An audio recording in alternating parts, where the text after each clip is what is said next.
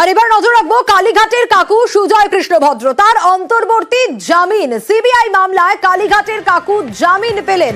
হাইকোর্টে অন্তর্বর্তী জামিন সুজয় কৃষ্ণ ভদ্রের। আরো ডিটেল অর্ণব জানাতে পারবে। অর্ণব, একাধিক শর্তে জামিন দেওয়া হলো কালীঘাটের কাকুকে, কি কি শর্ত? দেখো, প্রাথমিক সিবিআই নিয়োগ দুর্নীতি মামলা, সেই মামলায় বিচারপতি অরিজিৎ বন্দ্যোপাধ্যায় এবং বিচারপতি অপূর্ব সিনহা রায়ের ডিভিশন বেঞ্চের নির্দেশে আজ সুজয় কৃষ্ণ ভদ্র তিনি অন্তর্বর্তী জামিন পেয়েছেন। পোশাকি অর্থে অন্তর্বর্তী জামিন বলা হলো। কার্যত হাইকোর্ট যে শর্ত চাপিয়ে তাকে এই অন্তর্বর্তী জামিন দিয়েছে তা কার্যত সুজয় কৃষ্ণ ভদ্রের গৃহবন্দী থাকার নির্দেশ, অর্থাৎ কার্যত হাউস অ্যারেস্ট থাকার নির্দেশ। কেন বলছি? কারণ বেহালার যে ঠিকানার তিনি জানিয়েছেন আদালতকে, সেই বেহালার বাড়ির ঠিকানার বাইরে তিনি পা ফেলতে পারবেন না। শুধুমাত্র তার চিকিৎসার প্রয়োজনে তিনি হাসপাতালে যেতে পারবেন।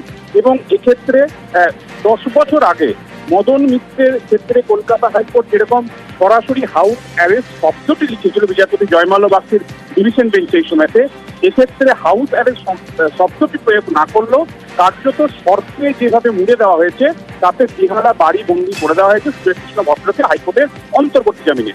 তিনি শুধুমাত্র তার হার্টে 2 থেকে 3টে ব্লকেজ রয়েছে। দক্ষিণ কলকাতার দুটি নামী হাসপাতালে চিকিৎসার পর যে রিপোর্ট এসছে আদালতের সামনে, সেই রিপোর্টকে মান্যতা দিয়েছে ডিভিশন বেঞ্চ। এবং এক্ষেত্রে সিবিআই 2 দিন সময় চায় এবং শারীরিক, মানবিক এবং চিকিৎসার প্রয়োজনে এই জামিনের প্রয়োজন রয়েছে, এমনটা মন্তব্য করে ডিভিশন বেঞ্চ কার্যত সিবিআই এরও সমালোচনা করে। কার্যত সিবিআই কে ঘুরপথে অমানবিক এই আখ্যা দেওয়ারও চেষ্টা করে আদালত। এবং শেষমেশ যেটা বললাম, শুধুমাত্র চিকিৎসার প্রয়োজনে তিনি হাসপাতালে যেতে পারবেন, নচেত তিনি বাড়ির মধ্যে থাকবেন এবং সেখানে সিআরপিএফ জওয়ান মোতায়েন থাকবে।